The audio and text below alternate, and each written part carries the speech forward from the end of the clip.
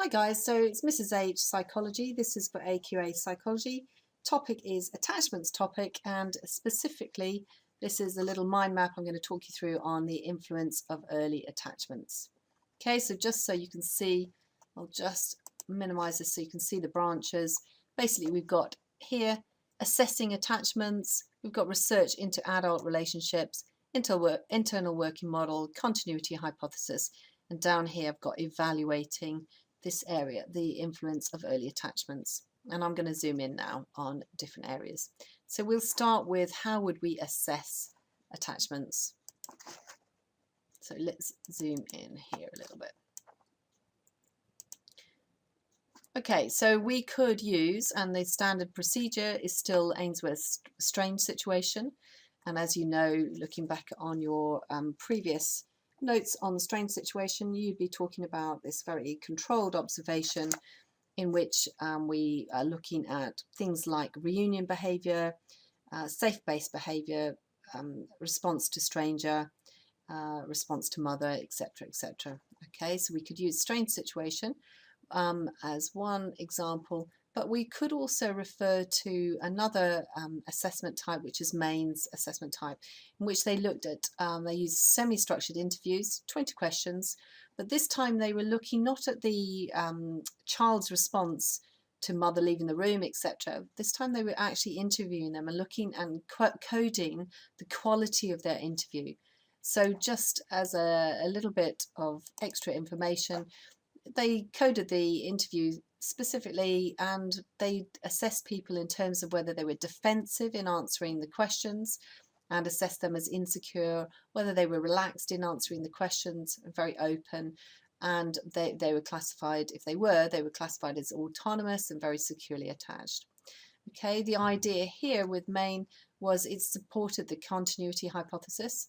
So it is another area to support this, which I'm going to refer to in a moment.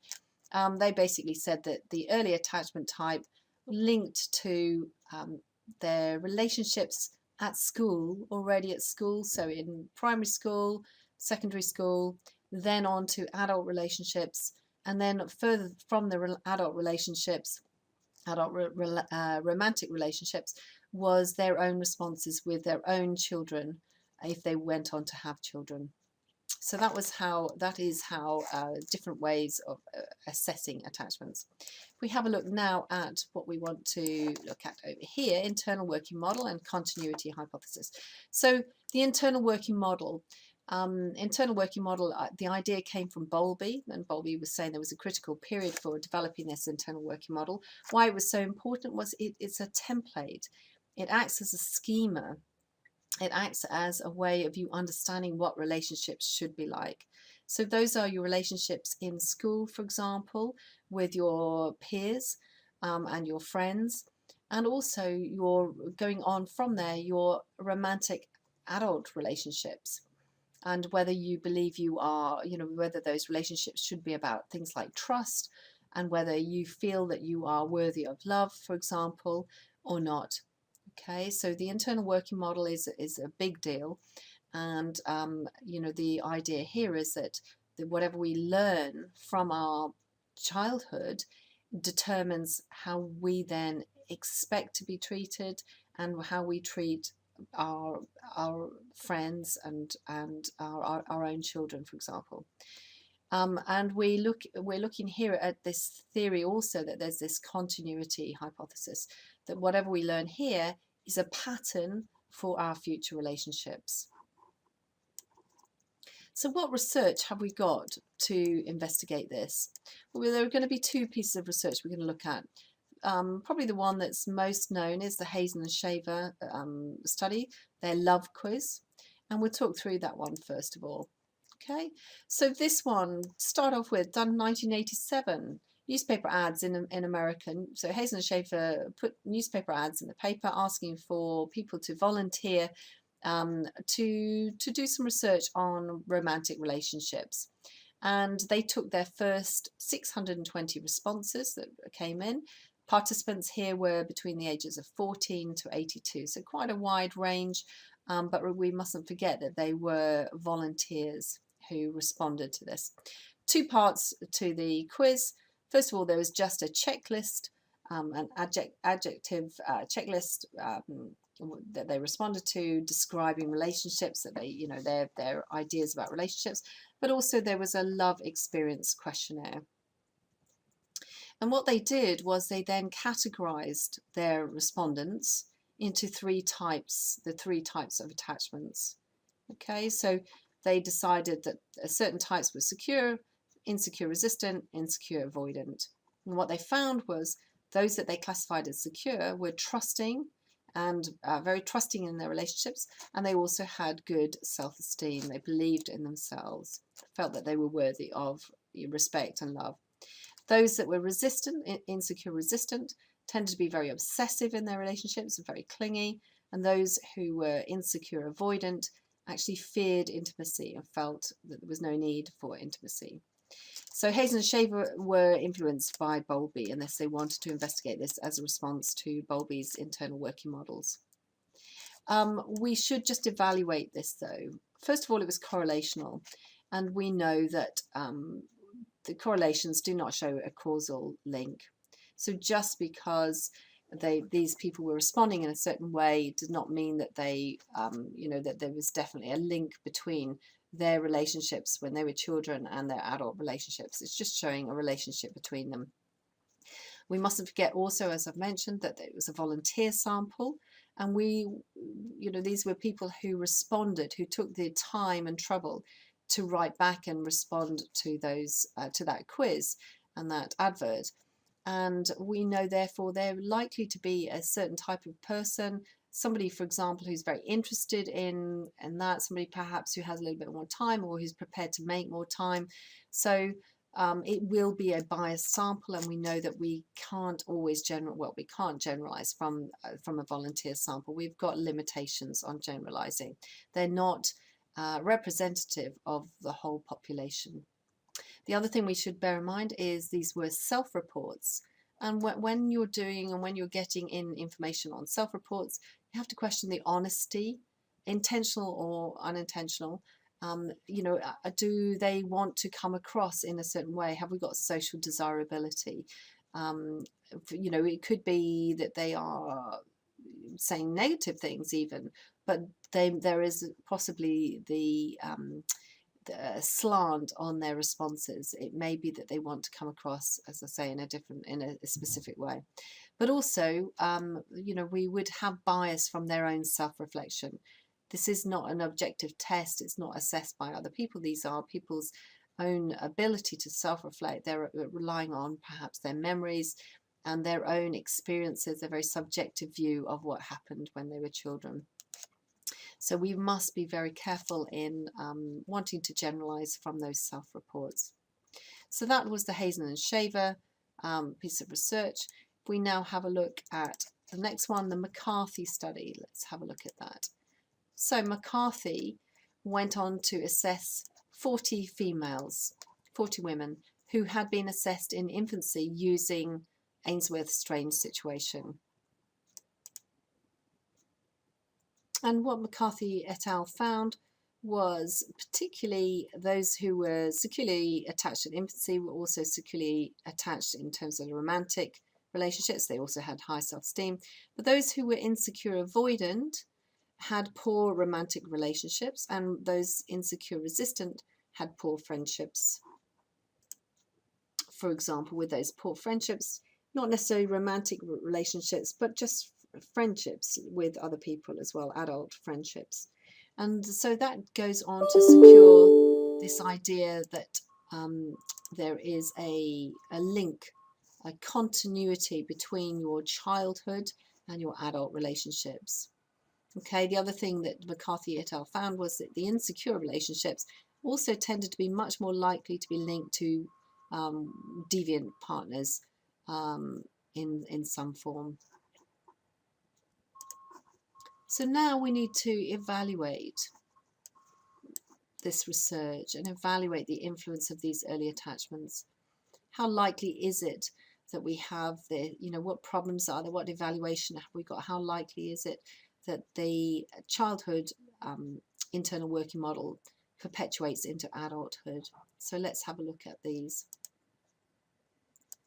various different examples. So first of all, we could start with this, that actually this research has a practical application, which is always useful. We want to be able to be useful to society, and here we could say that actually we could try and use this knowledge of secure attachments to identify children who are likely to be vulnerable to not having a secure attachment. And obviously, if we can identify them, it's possible to try and help them, for example, with their self-esteem, help them in terms of intervening to form other good, secure relationships with them, so that they know and they learn a nice, secure internal working model, even if they're not getting it from their home life. There are obviously problems with a lot of this research because it's correlational, and we always have these causal issues with it. That one thing is not causing another, all right? So even though they may have this secure attachment, for example, assessed at childhood, this theory is basically implying this continuity hypothesis. It's implying that is the cause for them having good adult relationships. But it may be that there are other factors and involved. So one of these factors could be linking on here with the temperament hypothesis. Okay, that it's possible that something to do with the child's temperament is actually playing a role here. And we've referred before to Kagan, right? The Kagan believing that there's an innate personality that will determine the response from the mother. And Thomas and Chess, 3 types of children, basically easy, difficult, and slow to warm up. And each of those are going to respond differently. And therefore it's not really the mother's sensitivity, but it's more to do with the child's temperament, their personality, which is actually playing a role in this a formation of their attachment. Going back to this correlational, the fact that it's not causal, there aren't these causal links. We could also talk about the mixed evidence that we have about this continuity. So, for example, Steele et al. Found there's a small correlation between the secure attachment in childhood and their early adulthood. We have Zimmerman, who found that the attachment style at 12 to 18 months, so when they're an infant, didn't predict adult relationships, and things like life events, such as parental divorce, was actually much more influential on their later relationships. Okay, so it's mixed. Hamilton also found that securely attached children was linked to insecure adulthood if they'd also had negative life events. So we have mixed results for this continuity, okay, which kind of links in with our correlations as well.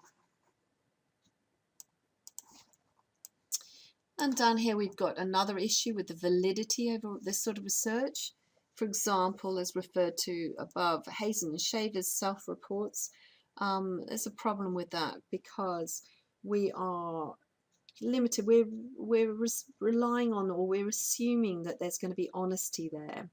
And also, not just honesty, but we're assuming that people will remember, they'll have good recall of and good assessment of their early childhoods. Remember, this is retrospective information. It's looking back at their relationships when they were younger. And we can't assume that they're going to be accurate. So that would question the validity over this research. The other thing we've got to question is the determinism, the suggested determinism here. If we're assuming that this continuity is correct, then that kind of suggests that we have to passively accept that if we had an insecure attachment, we're not going to have secure attachments later, or indeed the reverse. So if we have secure, we just can passively expect to have secure attachments. And that's not really a healthy thing. So we should be able to accept that we can intervene, that we do have choice, and that, you know, if we had an insecure attachment, we can do things to change that with our own children and vice versa. So the determinism is probably is a little bit of a negative angle on this, a negative evaluative point really. The other thing is we've got other research. We've mentioned further research, but another piece of research here, perhaps to support. So perhaps we could talk about reliability in this. Other findings. So, for example, one that we've referred to before, Verissimo, in the role of father topic. Verissimo had assessed preschool children in terms of their relationship with their mother and father, and then followed them on to nursery and indeed later on in life as well. And what they found was this relationship with their father was very strongly linked to forming good relationships with friends at school. So those who were assessed as having a very secure attachment with their father also went on to have very good childhood relationships at school. So that's nice support for the continuity hypothesis. So just if we have a quick look at where we are with this, we also would refer to lots and loads of other research. So for example, if you use Hodder, we've got pages 139, 100 to 141, gives you lots of other research if you have time to just have a quick look at that as well. So a mixture of research, and that basically sums up this little section